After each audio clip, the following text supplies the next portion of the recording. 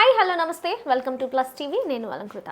రీసెంట్గా కొండా సురేఖ గారి మీద చాలా వార్తలు వస్తున్నాయి. వాళ్ళ కూతురు కూడా ఒక సెల్ఫీ వీడియో తీసి పెట్టడం అయితే జరిగింది. దీని వెనుక కుట్ర సీఎం గారు కూడా ఉన్నారు, ఆయన హ్యాండ్ కూడా ఉంది. బట్ ఒక్కొక్కరికి ఒక్కొక్కలా జరుగుతుంది అని చెప్పేసి వాళ్ళ కూతురు సెల్ఫీ వీడియో కూడా పెట్టడం జరిగింది. మేము ఆపదలో ఉన్నామంటూ దాని గురించి మాట్లాడదాం ఇప్పుడు. Hi sir, hello sir. ఏంటి సార్ ఒకే పార్టీలో ఉండి ఇన్ని గుట్టు గుడారాలు? వాళ్ళ పార్టీకే నష్టం కదా సార్? నష్టమే, కాకపోతే మనం క్యాజువల్గా ఒకటి మాట్లాడుకుంటే, ఇప్పుడు నువ్వు ఎమ్మెల్యే, నేను మా టీం అంతా కలిసి నిన్ను గెలిపించాం, బాగా తిరిగాము ఎలక్షన్లు. అసలు నీ గెలుపుకి మేము ఎంత కష్టపడ్డానంటే ఊరు వాడ అంతా తిరిగి ప్రతి ఒక్కరిని ఎగేసి తెగేసి లాస్ట్కి ఎట్లనో తిరిగి నిన్ను గెలిపించేసుకున్నాం మొత్తానికి. నువ్వు గెలిచావు. గెలిచిన తర్వాత మేము వచ్చాం బొకేలు పట్టుకొని. ఏం అడుగుతాను నిన్ను చెప్పు?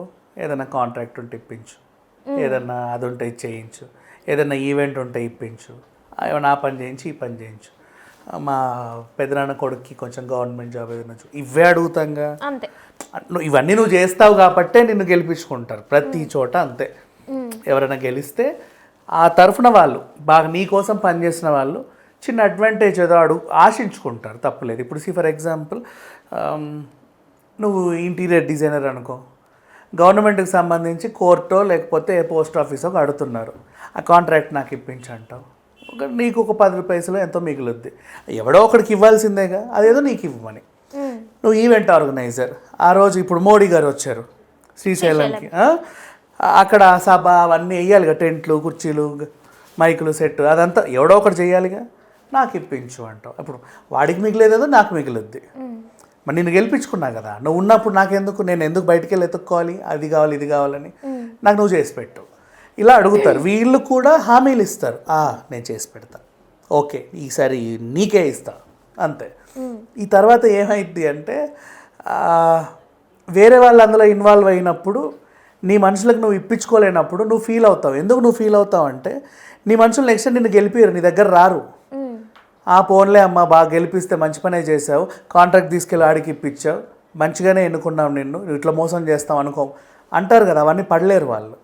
ఇప్పుడు జరిగిన సిచ్యువేషన్ ఎందుకు ఇంత ఎక్స్ప్లెయిన్ చేశానంటే, మన సమ్మక్క సారక జాతర ఉంది కదా, అక్కడ ఇప్పుడు ఈవిడ దేవాదాయ శాఖ మంత్రి మన కొండా సురేఖ. ములుగు మీద బాగా పట్టున్నావిడెవరు? సీతక్క.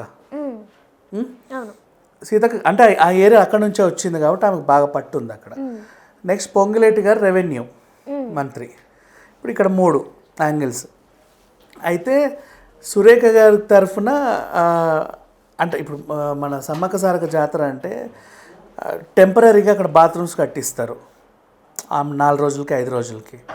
వాటర్ ఫెసిలిటీ, జంపన వాగులో స్నానం చేయడం ఒక ఆనవాయితీ వాళ్ళకి. అక్కడ అది రెగ్యులర్ ఫ్లోలో వాటర్ రావు అక్కడికి, పైప్ ద్వారా ఎక్కడి నుంచో తెప్పించి ఎప్పటికప్పుడు దాన్ని శుద్ధి చేసి చాలామంది మునుగుతారు కాబట్టి. ఇట్లా కొన్ని చేయాలంటే ఎవరో ఒకరు చేయాలి కదా.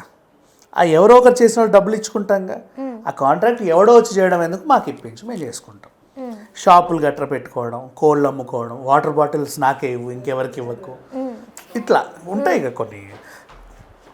కొబ్బరికాయలు నేనే అమ్ముకుంటా, అగరబత్తులు నేనే అమ్ముకుంటా, ఇట్లా మందు షాపు నాకు ఇవ్వు టెండర్, ఇలా ఆశావాహులు కొంతమంది ఉంటారు.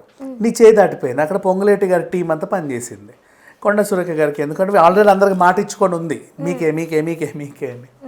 అది అవ్వాల. మళ్ళీ వీళ్ళందరూ నెగిటివ్ అవుతారని ఆమె ఫీల్ అవుతూ ఉంది, నమ్ముకున్నప్పుడు మాట ఇచ్చి నాకు మోసం చేసిందే అని. ఇక్కడ ఏమైంది ఆ సిచ్యువేషన్? ఇక రేవంత్ రెడ్డి గారి పర్యటన, పాపం ఒక పెద్ద ఆవిడ దశదిన కర్మ ఉంటే అక్కడికి వెళ్ళాడు. ఆ తర్వాత అటు నుంచి అటు అలా వెళ్తుంటే ఎక్కడ సభ పెట్టినా ఈవిడ యాబ్సెంట్, రావట్లా. ఎందుకు రావట్లేదు అంటే ఏమో అలిగిందట. ఎందుకు అలిగిందంటే ఏమో అయిందంట, మరి వాళ్ళకి మనే చూడాలి. అక్కడ తెరిస్తే సురేఖ గారికి సంబంధించిన మాజీ ఓఎస్డి ఎవరో ఒక అబ్బాయి పనులలో కొంచెం ఆక్రమణలు చేశాడు, సరిగా చేయలేదు, అందుకే విధుల నుంచి తొలగించాము అనే కంప్లైంట్. అది కాస్త రేజ్ అయ్యి పోలీసులకి వీళ్ళ ఆదేశాలు ఏం చేశాడో కనుక్కోండి. వెంటనే ఎక్కడ ఉన్నాడంటే సురేఖమ్మ ఇంట్లోనే ఉంటాడు ఎప్పుడు వెళ్ళినా. ఇక్కడ వీళ్ళు మఫ్టీలో వెళ్ళారు, ఆ టైంకి వాళ్ళ అమ్మాయి ఉంది, అడ్డుకుంది. ఏంటిది, ఏం జరుగుతుంది? అదేం లేదండి, ఇట్లా ఏదో అన్నారు. అక్కడ ఎందుకు ఉంటాడు అయినా, మీరు ఇక్కడ రావడం ఏంటి మా మమ్మీ లేనప్పుడు? ఆవిడ వెర్షన్ ఆవిడది. కొండా మురళి గారిని అడిగారు, అదే అదేం లేదే, రేవంత్ రెడ్డి గారు పొంగిలేటి గారు మొన్నే మా ఇంటికి వచ్చారు, కాఫీ తాగారు, టీ తాగారు, చట్నీ చాలా బాగుందన్నారు, అంత బాగుంది, నాకు ఎమ్మెల్సీ ఇస్తానన్నారు. అట్లాంటిదేం ఉండదు. ఆవిడ మళ్ళీ ఇంకో వీడియో రిలీజ్ చేసి ఇది అన్యాయం అక్రమం నేను తేలుస్తాను ఆవిడేదో పెట్టింది. ఎవరికేం అర్థం కావట్లా. బట్ ఓవరాల్గా చెప్పాలి అంటే ఇదే ఇష్యూ. ఇప్పుడు ఫర్ ఎగ్జాంపుల్ మోడీ గారు వచ్చారని చెప్పి శ్రీశైలంలో ఒక 50 కిలోమీటర్స్ రోడ్ ఏదో గుంతలు ఉంది. అది ఎప్పటి నుంచో అలాగే ఉందంట. ఇప్పుడు దాన్ని సెట్ చేశారు. ఆ కాంట్రాక్ట్ ఎవడో ఒకరు తీసుకోవాలిగా, ఎవరో ఒకరికి ఇవ్వాలి. నాకు ఇస్తే బాగుండని 10 మంది ఆశిస్తారు. అట్లా ఆశించినప్పుడు నీకే ఇస్తానని నువ్వు హామీ కూడా ఇచ్చి ఉంటావు.